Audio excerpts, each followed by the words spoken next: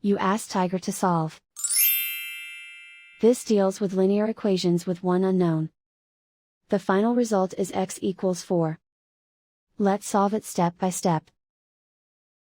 Simplify the expression. Expand the parentheses.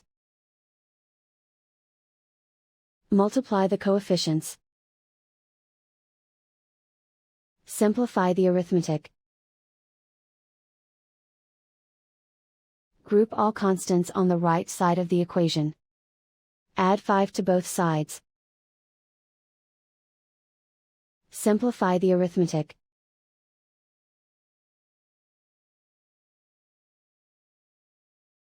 Isolate the x. Divide both sides by 10. Simplify the fraction.